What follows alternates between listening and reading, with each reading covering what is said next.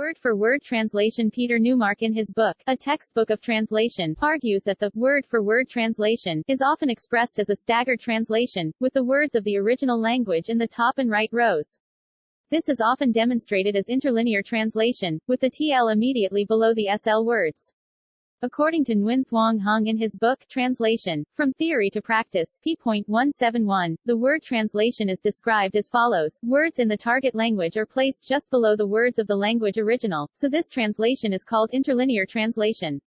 Word-by-word translation, or word-by-word translation, is a method of direct translation of word units from the original language into the translated language. When translating, the original language word is preserved when the word is translated according to the dictionary meaning, separate from the context. Many special features of the translation of the original language into close to the original language in the translation method number 8. This type of translation keeps the SL word order. Words are translated out of context according to their most common meaning. Such a kind of translation can be used as a preliminary translation step, but it is not applied in real translation tasks. Example, there is a book on the table. Translate, Ko mo gun sak o tren ban. Kai I choi piano rat hey. Translate, she plays piano very well. Advantages and disadvantages of word translation. Word-by-word or literal translation is the output of text from one language to another word for word, with or without conveying the meaning of the original. In research jargon, literal translation is often associated with the literary, technical, technological, or legal sciences.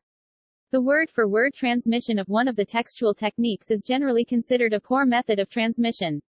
The literal concept of a generalization can be viewed as an oxymoron, a contradiction in terms, since the literal denotes something that exists without having to take place, while the translation, by its nature, is a forum, interpreting meanings from another singing language.